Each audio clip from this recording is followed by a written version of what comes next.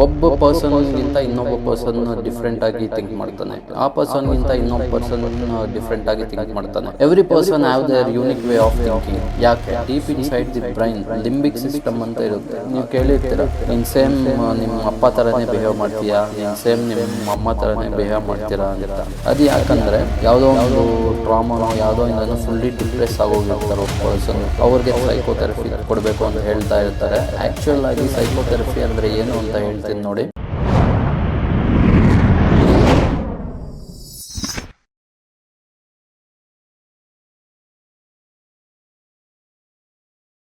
So general ಆಗಿ ನಾವೇನಾದ್ರೂ information ಬೇಕಂದ್ರೆ most of the people books gather ಮಾಡ್ತಾರೆ, ಬುಕ್ಸ್ ಇಂದ ನಾಲೆಜ್ ತಗೊಂತಾರೆ, ಮತ್ತೆ ನ್ಯೂಸ್ ಪೇಪರ್ಸು, ಸಮ್ ಆರ್ಟಿಕಲ್ಸು ಇಂಥವೆಲ್ಲ ಓದಿ ಇನ್ಫಾರ್ಮೇಶನ್ ಗ್ಯಾದರ್ ಮಾಡ್ತಾರೆ. ಬಟ್ ನಂಗೂ ಬುಕ್ಸ್ ಓದ್ಬೇಕಂದ್ರೆ ಇಷ್ಟ, ಬಟ್ ಒಂದು 2-3 ಪೇಜಸ್ ಓದೋಷ್ಟ್ರೊಳಗಡೆ ನಿದ್ದೆ ಬಂದ್ಬಿಡುತ್ತೆ. ಸೊ ಯಾವುದೋ ಒಂದು ದಿವಸ ನಾನು ಬುಕ್ಸ್ ಓದೋಕ್ಕೆ ಸ್ಟಾರ್ಟ್ ಮಾಡ್ತೀನಿ, let see what happens. But ನಂಗೆ ಏನಾದರೂ ಇನ್ಫಾರ್ಮೇಶನ್ ಬೇಕಂದ್ರೆ ನಾನೇನು ಮಾಡ್ತೀನಿ ಅಂದ್ರೆ, ಇವಾಗ ಯಾವುದೋ ಒಂದು ಟಾಪಿಕ್ ಬಗ್ಗೆ ತಿಳ್ಕೊಬೇಕಾದ್ರೆ ತಮ್ಮ ಗೂಗಲಲ್ಲಿ ಯೂಟ್ಯೂಬಲ್ಲಿ ಇನ್ಫಾರ್ಮೇಶನ್ ಇರುತ್ತೆ, ಅಲ್ಲೋಗಿ ಅದ್ರ ಬಗ್ಗೆ ಮಾತಾಡಿರೋ ವಿಡಿಯೋಸ್ ಎಲ್ಲ ನೋಡ್ತೀನಿ, ಅದ್ರ ಬಗ್ಗೆ ಇನ್ಫಾರ್ಮೇಶನ್ ತಗೊತೀನಿ. ಅದು ಸ್ವಲ್ಪ ಫಾಸ್ಟ್ ಆಗಿ ಪಿಕಪ್ ಆಗುತ್ತೆ ನಂಗೆ. ನನ್ನ ವೇ ಆಫ್ ಗ್ಯಾದರಿಂಗ್ ಇನ್ಫಾರ್ಮೇಶನ್ ಬಂದು ಹಿಂಗೆ. ಲಾಂಗ್ ಬ್ಯಾಕ್ ನಾನು ನಮ್ಮ ಬ್ರೈನ್ ಹೆಂಗ್ ವರ್ಕ್ ಆಗುತ್ತೆ ಅಂತ ಒಂದು ಪಾಡ್ಕಾಸ್ಟ್ ನೋಡಿದ್ದೆ, ಬಿಯರ್ ಬೈಸಿಪ್ ಚಾನಲ್ ಅಲ್ಲಿ. ಅದರಲ್ಲಿ ಡಾಕ್ಟರ್ ಸಿದ್ ವಾರಿಯರ್ ಅಂತ ಒಬ್ಬ neurologist, public speaker, most famous neuro scientist ಅವರು. ಈಸ್ ಫ್ರಮ್ ಬಾಂಬೆ ಅನ್ಸುತ್ತೆ. ಸೊ ಅವರು ಅದರಲ್ಲಿ ತುಂಬಾ ಚೆನ್ನಾಗಿ ಎಕ್ಸ್ಪ್ಲೇನ್ ಮಾಡ್ತಾರೆ. I connected to that. So ಅದನ್ನೇ ನಾನು ಇನ್ನೂ ಈಸಿಯಾಗಿ ಅರ್ಥ ಆಗೋ ಹಾಗೆ ನಿಮ್ಗೆ ಹೇಳ್ತೀನಿ. So coming to the point, ನಮ್ಮ ಬ್ರೈನ್ ಹೆಂಗೆ ವರ್ಕ್ ಆಗುತ್ತೆ ಅಂತ ಈ ಪಾಡ್ಕಾಸ್ಟ್ ಅಲ್ಲಿ ನಾವು ತಿಳ್ಕೊಳ್ಳೋಣ. ಜನರಲ್ ಆಗಿ ನೀವು ಅಬ್ಸರ್ವ್ ಮಾಡಿರ್ತೀರಾ, ಒಬ್ಬ ಪರ್ಸನ್ ಗಿಂತ ಇನ್ನೊಬ್ಬ ಪರ್ಸನ್ ಡಿಫ್ರೆಂಟ್ ಆಗಿ ಥಿಂಕ್ ಮಾಡ್ತಾನೆ, ಆ ಪರ್ಸನ್ ಗಿಂತ ಇನ್ನೊಬ್ಬ ಪರ್ಸನ್ ಡಿಫ್ರೆಂಟ್ ಆಗಿ ಥಿಂಕ್ ಮಾಡ್ತಾನೆ. Every person have their unique way of thinking. ಯಾಕೆ? ಸೊ ಇದಕ್ಕೆ ರೀಸನ್ ಏನಂದ್ರೆ, everything happens in our brain. ಅದು ಹೇಗೆ ಅಂದ್ರೆ, ಅದು ಯಾಕೆ ಎಲ್ಲರೂ ಹಿಂಗೆ ಡಿಫ್ರೆಂಟ್ ಆಗಿ ಥಿಂಕ್ ಮಾಡ್ತಾರೆ ಅಂತ ಹೇಳ್ತೀನಿ. ನಮ್ಮ ಬ್ರೈನ್ ಅಲ್ಲಿ ಬಿಲಿಯನ್ಸ್ ಆಫ್ ನ್ಯೂರಾನ್ಸ್ ಇರುತ್ತೆ. ಅದು ಒಂದಕ್ಕೊಂದು ಕನೆಕ್ಟ್ ಆಗಿರುತ್ತೆ. ಹಿಂಗೆ ಒಂದಕ್ಕೊಂದು ಕನೆಕ್ಟ್ ಆಗಿ ಒಂದು ಸ್ಟ್ರಕ್ಚರ್ ಫಾರ್ಮ್ ಆಗಿರುತ್ತೆ ನಮ್ಮ ಬ್ರೈನಲ್ಲಿ, ನ್ಯೂರಾನ್ಸ್ದು. ಸೊ ಈ ನ್ಯೂರಾನ್ ಸ್ಟ್ರಕ್ಚರ್ ಏನಿದೆ ಅದು ಪರ್ಸನ್ ಟು ಪರ್ಸನ್ ವೇರಿ ಆಗುತ್ತೆ. ನನ್ನ ಬ್ರೈನಲ್ಲಿರೋ ನ್ಯೂರಾನ್ ಸ್ಟ್ರಕ್ಚರ್ ನಿಮ್ಮ ಬ್ರೈನಲ್ಲಿರೋ ನ್ಯೂರಾನ್ ಸ್ಟ್ರಕ್ಚರ್ಗೂ ಡಿಫ್ರೆನ್ಶಿಯೇಟ್ ಇರುತ್ತೆ. ಎಲ್ಲರಿಗೂ ಹಿಂಗೆ different patterns of neuron structure ಇರುತ್ತೆ ನಮ್ಮ ಬ್ರೈನಲ್ಲಿ. So that is the reason every person act differently. ಒಂದೇ ಸಿಚುವೇಶನ್ ಮೇಲೆ ಎಲ್ಲರಿಗೂ ಡಿಫ್ರೆಂಟ್ ಪರ್ಸ್ಪೆಕ್ಟಿವ್ಸ್ ಇರುತ್ತೆ. ಬಿಕಾಸ್ ಈ ನ್ಯೂರಾನ್ ಸ್ಟ್ರಕ್ಚರ್ಸ್ ಒಬ್ಬರಿಗಿಂತ ಒಬ್ಬರಿಗೆ ಡಿಫ್ರೆಂಟ್ ಮ್ಯಾಪಿಂಗ್ ಇರುತ್ತೆ ಅದಕ್ಕೆ. So this is the reason every one acts differently. ಇದೇ ನ್ಯೂರಾನ್ ಸ್ಟ್ರಕ್ಚರ್ ಅಲ್ಲಿ ಡಿಫಾಲ್ಟ್ ನ್ಯೂರಾನ್ ಸ್ಟ್ರಕ್ಚರ್ ಇರುತ್ತೆ ಎಲ್ಲರಿಗೂ. ಅದು ಹೆಂಗಂದ್ರೆ, ಫಾರ್ ಎಕ್ಸಾಂಪಲ್, ಹುಟ್ಟಿರೋ ಬೇಬಿಗೆ ಹಾರ್ಟ್ ಬೀಟ್ ಆಟೋಮೆಟಿಕ್ ಆಗಿ ಹಾರ್ಟ್ ಬೀಟ್ ಓಡ್ಕೊಳ್ಳುತ್ತೆ without that child knowledge, and breathing automatic ಆಗಿ ಆಗುತ್ತೆ ಡಿಫಾಲ್ಟ್ ಆಗಿ. ಸೊ ಇಂಥ ಬಾಡಿ ಫಂಕ್ಷನ್ಸ್ ಎಲ್ಲ ಡಿಫಾಲ್ಟ್ ಆಗಿ ವರ್ಕ್ ಆಗೋ ಹಾಗೆ ಡಿಸೈನ್ ಆಗಿರುತ್ತೆ ಈ neuron structure. But interesting thing ಏನಂದ್ರೆ, deep inside the brain limbic system ಅಂತ ಇರುತ್ತೆ. ಆ ಲಿಂಬಿಕ್ ಸಿಸ್ಟಮ್ ಅಲ್ಲಿ ಪ್ರೈಮರಿ ನ್ಯೂರಾನ್ಸ್ ಇರುತ್ತೆ. Let me explain what is limbic system. Limbic system ಅಂದ್ರೆ ನಮಗ್ ಬರೋ ಎಲ್ಲಾ emotions, fear, happiness, love, affection, angry, ಇವೆಲ್ಲ ಎಲ್ಲಿಂದ ಬರುತ್ತಂದ್ರೆ ನಮ್ಮ ಲಿಂಬಿಕ್ ಸಿಸ್ಟಮ್ ಇಂದ ಬರೋ emotion. All emotions are linked to our limbic system. ಆ ಲಿಂಬಿಕ್ ಸಿಸ್ಟಮ್ ಅಲ್ಲಿ ಪ್ರೈಮರಿ ನ್ಯೂರಾನ್ಸ್ ಇರುತ್ತೆ. ಈ ಪ್ರೈಮರಿ ನ್ಯೂರಾನ್ಸ್ ನಾವು ಬೆಳೀತಾ ಪ್ರೈಮರಿ ನ್ಯೂರಾನ್ಸ್ಗೆ ಅವು ಬೆಳೆದು ಅದಕ್ಕೊಂದು ಕೋಟಿಂಗ್ ಬರುತ್ತೆ. ಆ ಕೋಟಿಂಗ್ ಹೆಂಗಂದ್ರೆ, ಇವಾಗ ನಾವು ಚಿಕ್ಕವಾಗಿಂದ ನೋಡಿರೋ ಎಲ್ಲ ಇನ್ಫಾರ್ಮೇಶನ್ ಎಲ್ಲ ಪ್ರೈಮರಿ ನ್ಯೂರಾನ್ಸ್ ಗ್ಯಾದರ್ ಮಾಡುತ್ತೆ. ಸೊ ಅದರಿಂದ ನಮ್ಮ ಲೈಫ್ ಫಾರ್ಮ್ ಆಗುತ್ತೆ. ಇದು ಹೆಂಗಂದ್ರೆ, ನೀವು ಫಾರ್ ಎಕ್ಸಾಂಪಲ್ ಇವಾಗ ನೀವು ಚಿಕ್ಕವಾಗಿಂದ ನಿಮ್ಮ ಫಾದರ್ನ ಮದರ್ನ ನೋಡಿ ಬೆಳೆದಿರ್ತೀರ. ಸೊ ಅದರಿಂದ ನೀವು ಕೇಳಿರ್ತೀರ, ನೀನ್ ಸೇಮ್ ನಿಮ್ಮ ಅಪ್ಪ ತರನೇ ಬಿಹೇವ್ ಮಾಡ್ತೀಯಾ, ನೀನ್ ಸೇಮ್ ನಿಮ್ಮ ಅಮ್ಮ ತರನೇ ಬಿಹೇವ್ ಮಾಡ್ತೀರಾ ಅಂತ. ಅದು ಯಾಕಂದ್ರೆ ನಾವು ಚಿಕ್ಕವಾಗಿಂದ ಅವ್ರನ್ನ ನೋಡಿ ನಮ್ಮ ಲಿಂಬಿಕ್ ಸಿಸ್ಟಮ್ ಇಲ್ಲಿರೋ ನ್ಯೂರಾನ್ಸ್ ಅವು ಅಬ್ಸರ್ವ್ ಮಾಡಿ ನಾವು ಅದನ್ನ ಕಾಪಿ ಮಾಡ್ಕೊಂಡಿರ್ತೀವಿ ವಿತೌಟ್ ನೋಯಿಂಗ್. ನಮಗ್ ಗೊತ್ತಿರಲ್ಲ, ನಮಗ್ ಗೊತ್ತಿಲ್ದಿರಾನೆ ಅವ್ರ ತರ ಬಿಹೇವ್ ಮಾಡಕ್ಕೆ ಟ್ರೈ ಮಾಡ್ತೀವಿ. ಬಿಕಾಸ್ ಚಿಕ್ಕವಾಗ ಅವ್ರನ್ನ ನೋಡಿರ್ತೀವಲ್ಲ, ಅದು ಬ್ರೈನ್ ಅಲ್ಲಿ ಫಿಕ್ಸ್ ಆಗೋಗಿರುತ್ತೆ. ಸೊ ಅದರಿಂದ ನಾವು ಚಿಕ್ಕವಾಗಿಂದ ಏನೇನು ಅಬ್ಸರ್ವ್ ಮಾಡಿರ್ತೀವೋ ಅದನ್ನ ನಮ್ಮ ಲಿಂಬಿಕ್ ಸಿಸ್ಟಮ್ ಅಲ್ಲಿರೋ ಪ್ರೈಮರಿ ನ್ಯೂರಾನ್ಸ್ ಅಬ್ಸರ್ವ್ ಮಾಡಿಕೊಂಡು ನಮ್ಮ ಲೈಫಲ್ಲಿ ಹಂಗೆ ಕ್ಯಾರಿ ಆಗ್ತಾ ಇರುತ್ತದು. So this is the function of neurons, limbic system. ನಮ್ಗೆ ಯಾವುದೇ ಎಮೋಷನ್ ಬರಲಿ, ಆಂಗ್ರಿ, ಫಿಯರ್, ಇಂಥವೆಲ್ಲ ಎಲ್ಲಿಂದ ಬರುತ್ತಂದ್ರೆ ನಮ್ಮ ಬ್ರೈನ್ ಅಲ್ಲಿ ಇರೋ ಲಿಂಬಿಕ್ ಸಿಸ್ಟಮ್ ಇಂದಾನೆ ಬರೋದು. ಸೊ ಈ ಲಿಂಬಿಕ್ ಸಿಸ್ಟಮ್ ಬಂದು ಆನಿಮಲ್ಸ್ ಅಲ್ಲಿ, ಹ್ಯೂಮನ್ಸ್ ಅಲ್ಲಿ ಸೇಮ್ ಎಲ್ಲರಿಗೂ ಸೇಮ್ ಆಗೇ ಇರುತ್ತೆ ಈ ಲಿಂಬಿಕ್ ಸಿಸ್ಟಮ್. ಬಟ್ ಆನಿಮಲ್ಸ್ ಇಂದ ಹ್ಯೂಮನ್ಸ್ ನ ಸಪರೇಟ್ ಮಾಡೋದೊಂದಿದೆ, ಅದೇನಂದ್ರೆ ಪ್ರೀಫ್ರಂಟಲ್ ಕಾರ್ಟೆಕ್ಸ್ ಅಂತ ಒಂದು ಇರುತ್ತೆ ನಮ್ಮ ಬ್ರೈನ್ ಅಲ್ಲಿ. ಏನದು ಪ್ರೀಫ್ರಂಟಲ್ ಕಾರ್ಟೆಕ್ಸ್, PFC ಅಂತಾರೆ ಅದನ್ನ. ಈ ಪ್ರೀಫ್ರಂಟಲ್ ಕಾರ್ಟೆಕ್ಸ್ PFC ಬಗ್ಗೆ ಡಾಕ್ಟರ್ ಸಿದ್ ವಾರಿಯರ್ ಏನ್ ಹೇಳ್ತಾರಂದ್ರೆ, our PFC is CEO of our brain, prefrontal cortex is CEO of our brain ಅಂತ ಹೇಳ್ತಾರೆ. ಈ ಪ್ರೀಫ್ರಂಟಲ್ ಕಾರ್ಟೆಕ್ಸ್ ಬಂದು ಇದು ಆನಿಮಲ್ಸ್ ಅಲ್ಲಿ ಇರುತ್ತೆ, ಹ್ಯೂಮನ್ಸ್ ಅಲ್ಲಿ ಇರುತ್ತೆ ಪ್ರಿಫ್ರಂಟಲ್ ಕಾರ್ಟೆಕ್ಸ್. ಬಟ್ ಆನಿಮಲ್ಸ್ ಅಲ್ಲಿ ಅನ್ಡೆವಲಪ್ಡ್, ಅಷ್ಟು ಡೆವಲಪ್ ಆಗಿರಲ್ಲ ಪ್ರಿಫ್ರಂಟಲ್ ಕಾರ್ಟೆಕ್ಸ್. ಬಟ್ ಹ್ಯೂಮನ್ಸ್ ಬಂದ್ರೆ ಅಡ್ವಾನ್ಸ್ಡ್, ಮೋಸ್ಟ್ ಡೆವಲಪ್ ಆಗುತ್ತೆ ಈ ಪ್ರಿಫ್ರಂಟಲ್ ಕಾರ್ಟೆಕ್ಸ್. ಇದರಿಂದಾನೇ ನಾವು ಇಷ್ಟೆಲ್ಲ ಮಾಡ್ತಾ ಇದೀವಿ ಅಂದ್ರೆ because of that prefrontal cortex. ಇಷ್ಟೆಲ್ಲ ಕ್ರಿಯೇಟ್ ಮಾಡ್ತೀವಿ, ಇಷ್ಟೆಲ್ಲ ಐಡಿಯಾಸ್ ಎಲ್ಲಿಂದ ಬರ್ತಿದೆ ನಮ್ಗೆ ಅಂದ್ರೆ ಪ್ರಿಫ್ರಂಟಲ್ ಕಾರ್ಟೆಕ್ಸ್ ಇಂದಾನೇ ಬರುತ್ತೆ. ಇದು ಆನಿಮಲ್ಸ್ ಅಲ್ಲಿ ಅಷ್ಟು ಡೆವಲಪ್ ಆಗಿರಲ್ಲ, ಅನ್ಡೆವಲಪ್ಡ್ ಆಗೇ ಇರುತ್ತೆ. ಹ್ಯೂಮನ್ಸ್ ಬರೋ ಅಷ್ಟರೊಳಗಡೆ ಇದು ಮೋಸ್ಟ್ ಡೆವಲಪ್ಡ್ ವರ್ಷನ್ಗೆ ಹೋಗುತ್ತೆ. ಇದರಲ್ಲಿ ದಿ ಮೋಸ್ಟ್ ಇಂಪಾರ್ಟೆಂಟ್ ಥಿಂಗ್ ಏನಂದ್ರೆ, let me explain what this prefrontal cortex do. ಈ ಪ್ರೀಫ್ರಂಟಲ್ ಕಾರ್ಟೆಕ್ಸ್ ವರ್ಕ್ ಏನಂದ್ರೆ, ಇಟ್ ಹೋಲ್ಡ್ಸ್ ದಿ ಮೆಮೊರಿ. ನಾವೇನೆಲ್ಲ ಇನ್ಫಾರ್ಮೇಶನ್ ನೋಡಿರ್ತೀವೋ ಅದನ್ನೆಲ್ಲ ಈ ಪ್ರೀಫ್ರಂಟಲ್ ಕಾರ್ಟೆಕ್ಸ್ ಹೋಲ್ಡ್ ಮಾಡ್ಕೊಂಡಿರುತ್ತೆ. ಹೋಲ್ಡ್ ಮಾಡ್ಕೊಂಡು ಅದಕ್ಕೆ ಒಂದು ಸ್ಟ್ರಕ್ಚರ್ ಫಾರ್ಮ್ ಮಾಡಿ ಅದನ್ನ ಅನಲೈಸ್ ಮಾಡಿ ಐಡಿಯಾಸ್ ಕೊಡುತ್ತೆ.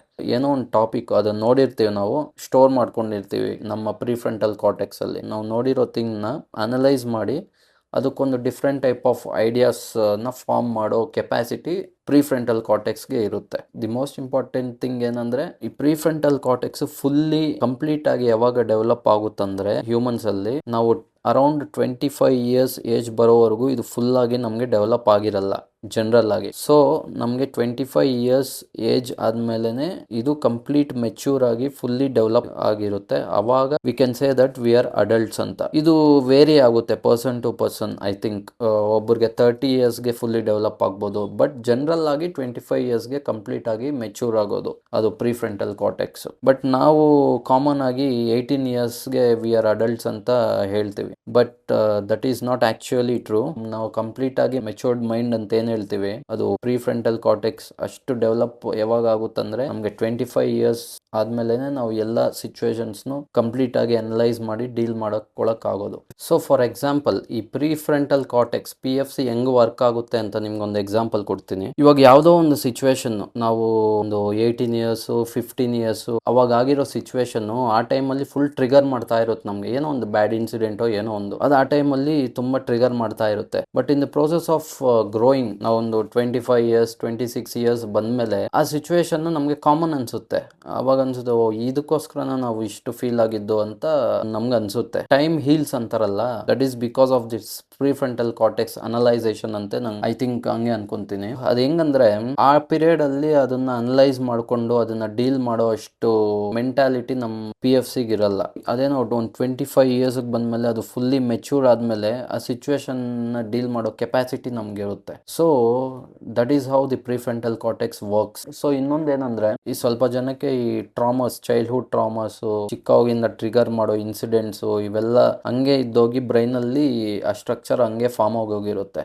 ಇದನ್ನ ರೀಸೆಟ್ ಕೂಡ ಮಾಡ್ಬೋದು. ಹೆಂಗಂದ್ರೆ ಹೇಳ್ತೀನಿ, ಒಂದು ಎಕ್ಸಾಂಪಲ್ ಕೊಡ್ತೀನಿ. ಒಂದ್ ಮನೆಯಲ್ಲಿ ಇಬ್ಬರು ಟ್ವಿನ್ ಸಿಸ್ಟರ್ಸ್ ಇರ್ತಾರೆ, ಚಿಕ್ಕವರು. ಅವ್ರಿಗೆ ಒಂದು ಪೆಟ್ ಡಾಗ್ ತರ್ತಾರೆ ಮನೆಗೆ. ಆ ಪೆಟ್ ಡಾಗು ಒಬ್ಬರ ಹತ್ರ ಫುಲ್ ಅಫೆಕ್ಷನ್ ಆಗಿ ಕೇರಿಂಗ್ ಆಗಿ ಇರುತ್ತೆ, ಸೆಕೆಂಡ್ ಚೈಲ್ಡ್ ನ ಕಚ್ಬಿಟ್ಟಿರುತ್ತೆ. ಸೊ ಅವಾಗ ಏನಾಗುತ್ತಂದ್ರೆ, ಆ ಡಾಗ್ ನ ನೋಡಿದ್ರೆ ಫಸ್ಟ್ ಚೈಲ್ಡ್ ಗೆ ಏನ್ ಅನ್ಸುತ್ತೆ, ಅಫೆಕ್ಷನ್, ಕೇರಿಂಗು, ಇಂಥ ಎಮೋಷನ್ಸ್ ಎಲ್ಲ ಬರುತ್ತೆ. ಇದು ಅವ್ರ ಬ್ರೈನ್ ಅಲ್ಲಿ ಆ ಸ್ಟ್ರಕ್ಚರ್ ಹಂಗೆ ಫಾರ್ಮ್ ಆಗಿರುತ್ತೆ. ಅಫೆಕ್ಷನೇಟ್ ಅಂಡ್ ಕೇರಿಂಗ್ ಟೈಪ್ ಅಲ್ಲಿ ಆ ಸ್ಟ್ರಕ್ಚರ್ ಹಂಗ್ ಫಾರ್ಮ್ ಆಗಿರುತ್ತೆ. ಸೇಮ್ ಡಾಗ್ ನ ಈ ಸೆಕೆಂಡ್ ಚೈಲ್ಡ್ ನೋಡಿದ್ರೆ ಅವ್ರಿಗೆ ಏನ್ ಅನ್ಸುತ್ತೆ, ಫಿಯರ್, ಕೋಪ, ಆಂಗ್ರಿ ಇಂಥವೆಲ್ಲ ಈ ಸೆಕೆಂಡ್ ಚೈಲ್ಡ್ ಬ್ರೈನ್ ಅಲ್ಲಿ ಬಿಲ್ಡ್ ಆಗಿರುತ್ತೆ, ಸ್ಟ್ರಕ್ಚರ್ ಹಂಗ್ ಫಾರ್ಮ್ ಆಗಿರುತ್ತೆ. ಸೊ ಒಂದ್ ಥಿಂಗ್ ಮೇಲೆ ಇಬ್ಬರಿಗೆ ಡಿಫ್ರೆಂಟ್ ಸಿಚುವೇಶನ್ ಫೇಸ್ ಆಗಿರುತ್ತೆ. They have there different opinions and neurons formed in different structures.